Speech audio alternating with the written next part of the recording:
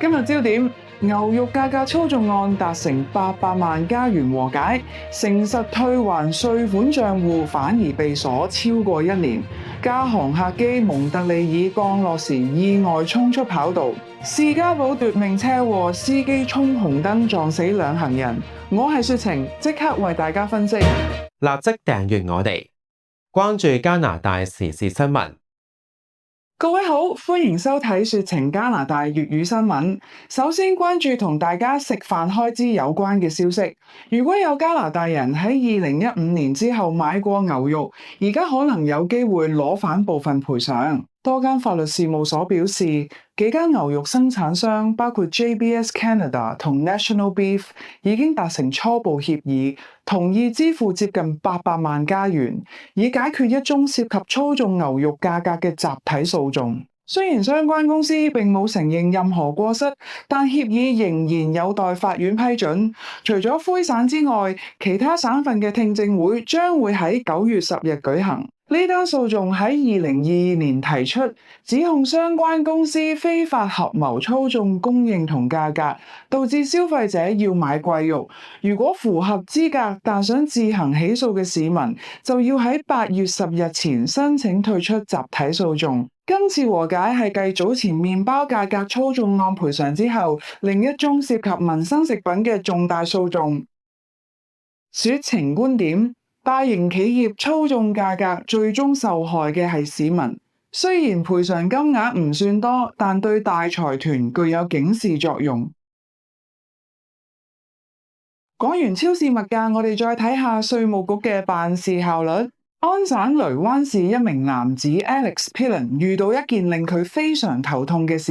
佢喺舊年3月發現銀行戶口突然多咗24,274加元26仙，顯示係來自聯邦政府嘅退稅。由於佢當時仲未報稅，知道係搞錯咗，於是即刻聯絡加拿大稅務局 CRA， 並喺幾日內退還存款。點知誠實換嚟嘅竟然係佢嘅 CRA 賬戶被鎖死，至今超過1年半都仲未攞得返佢應得嘅2024年同2025年退稅，加埋接近3000加元。Alex Pillen 表示佢多次打電話去稅務局，但每次都要等好耐，問題至今都未解決。根據納稅人監察專員嘅報告，稅務局嘅投訴個案喺2025至2026財政年度急升咗27%，反映好多加拿大人都面對緊類似嘅行政延誤問題。雪晴觀點：市民誠實糾正政府錯誤，反而要承受漫長嘅行政折磨，稅務局嘅效率實在令人失望。同樣涉及公帑，呢單案就係有人知法犯法。愛民頓一名45歲女子 Bonnie Low 因為喺任職政府部門期間騙取長者保障金 OAS 同加拿大退休金 CPP， 客戶合共接近18萬加元，被法院判處入獄18個月。案情指 Bonnie Low 喺加拿大服務局 Service Canada 擔任給付服務官期間，利用職權進入政府數據庫，將176筆原本屬於弱勢長者嘅款項轉入自己嘅銀行戶口。作案時間長達4年。法官喺判刑時形容佢嚴重背棄公職誠信，雖然考慮到佢有賭博成癮同精神健康問題，而且選擇認罪，但由於涉及金額巨大且有預謀，必須判處監禁。Bonnie Low 除咗要坐監，之後仲要接受12個月嘅監督。雪晴觀點：利用職權偷取弱勢長者嘅棺材本，判監18個月，對受害者嚟講未必足夠。跟住呢件事同卑詩省嘅醫療同治安都有關係。卑詩省省長 David Eby 宣布，將會喺素里同喬治王子市興建2座新嘅強制治療設施，專門收容患有嚴重精神疾病同毒癮嘅人士。呢兩個項目總預算接近1億5千萬加元，將會提供132張病床。David Abbey 表示，呢啲設施係針對嗰啲因為毒癮導致腦部受損、無法自行尋求幫助嘅人士，希望幫佢哋穩定情況之後，再轉入自願治療系統。喬治王子市嘅設施將會由舊嘅青少年懲教中心改建，預計9月動工。卑斯省首席科學顧問 Daniel Vigo 指出，呢個計劃係要將醫療服務同毒癮治療整合，改善長久以來街道上嘅混亂情況。說情觀點，強制治療雖然有爭議，但面對日益嚴重嘅毒品同治安問題，政府似乎必須採取強硬手段。仲有一單發生喺多倫多嘅慘劇，值得所有司機警惕。多倫多士嘉堡喺星期五下晝發生一宗恐怖車禍，一名79歲女司機駕駛紫色豐田房車喺羅倫斯東路 Lawrence Avenue E 西行期間，懷疑衝紅燈撞向一架喺貝治芒道 Birchmount Road 南行嘅30私家車，豐田房車隨後失控，撞向西北角行人路上面嘅2名行人，並撞到一條燈柱。一名64歲男子同61歲女子當場死亡。30私家車嘅55歲女司機以及豐田房車上面包括司機在內嘅3個人都被送去醫院，好彩冇生命危險。警方表示，案發現場會封鎖一段好長嘅時間進行調查，並呼籲有車路記錄儀影片嘅市民提供消息。說情觀點，老齡駕駛者嘅安全問題再次引起關注，一下大意就摧毀咗2個家庭。講到人命損失，溫哥華一宗多年前嘅流彈命案終於有判決。2018年喺溫哥華百老匯大道 Broadway 發生嘅流彈誤殺少年案，被告 Ken Carter 喺星期五被判處終身監禁，17年內唔可以申請假釋。當年只有15歲嘅華裔少年 Alfred Wong 坐喺父母車後座食完飯返屋企途中，不幸被黑幫交火嘅流彈擊中胸部喪命。Ken Carter 被裁定2項2級謀殺罪成，除咗 Alfred Wong， 佢當時亦殺死咗另一名黑幫成員 Kevin Whiteside。Alfred Wong 嘅哥哥 Wilfred Wong 喺法庭外表示，雖然判決唔代表傷痛可以完全平復，但起碼係一個交代，希望城市會變得更安全。溫哥華警方亦形容呢次係一場令全城震驚嘅悲劇。說情觀點，無辜少年成為黑幫暴力嘅犧牲品，判刑再重都換唔返一個年輕嘅生命。另一單涉及人命嘅意外，有關當局正喺度追查責任。聯邦交通部宣布扣查一間卑斯省釣魚包船公司 Top Vancouver Fishing Charter 嘅另一架船。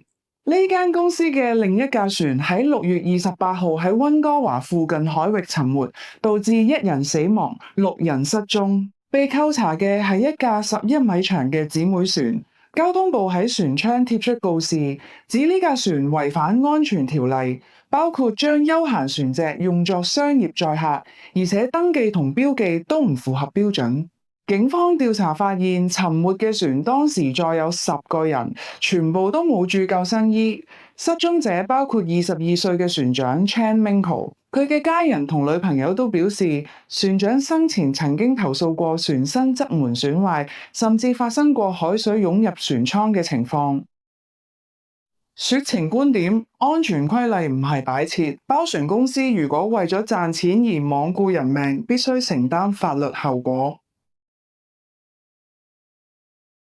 講完水上交通，我哋睇下航空安全。蒙特利爾杜魯多機場發生一宗驚險意外。加拿大航空一架由洛杉磯飛抵蒙特利爾嘅 AC774 航班，喺星期四下晝4點左右降落時，意外衝出跑道，滑入草地。呢架波音737 MAX 客機當時載有156名乘客同6名機組人員。有乘客形容當時正落緊大雨，飛機落地之後感覺非常快，隨即聞到煙味，窗外見到泥土同草，情況非常恐怖，大家甚至擔心飛機會爆炸。所有乘客喺機上面困咗3個鐘之後，先至由巴士接走返去客運大樓。好彩事件中無人受傷。加航表示會對飛機進行全面檢查，並調查事故原因。說情觀點，降落時衝出跑道係非常嚴重嘅事故，好彩今次無人受傷，但加航必須詳細交代原因。同樣同航空公司有關，呢個法庭裁決對乘客嚟講係好消息喎。安省高等法院一名法官 Charles Hagelin 作出裁決，裁定禁止旅客公開航空投訴結果嘅規定，違反咗憲法保障嘅言論自由。自2023年起，加拿大運輸署 CTA 嘅投訴處理機制規定，除非航空公司同乘客雙方同意，否則唔可以公開賠償或者解決方案嘅結果。包括加航同西捷航空在內嘅多間航空公司都反對今次法律挑戰，辯稱公開資訊會損害商業利益同隱私。不過法官認為冇證據顯示保密協議對提高效率有幫助。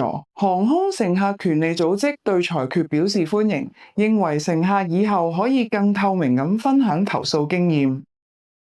說情觀點，資訊透明係保護消費者權利嘅基石，航空公司唔應該利用保密協議嚟遮醜。最後，我哋關注魁省醫院急症室嘅嚴峻情況。魁省多間醫院嘅急症室正處於嚴重超負荷狀態。根據最新數據，蒙特利爾嘅猶太總醫院入住率一度高達285%，而皇家維多利亞醫院亦接近200%。魁省急症專家協會主席 Gilbert Boucher 醫生表示，喺7月見到咁高嘅入住率係非常罕見。佢分析指出，近期嘅熱浪導致更多患有心臟同呼吸系統疾病嘅病人入院，加上暑假期間醫護人員放假導致人手短缺，部分病床被迫關閉。另外，由於健康諮詢熱線8811等候時間太長，好多市民唯有直接去急症室求醫，令到情況雪上加霜。說情觀點，醫療系統超負荷已經變成常態，政府如果唔解決人手荒，熱浪同流感高峰期只會令系統崩潰。以上就係今日嘅說情加拿大粵語新聞，多謝收睇，下次再見。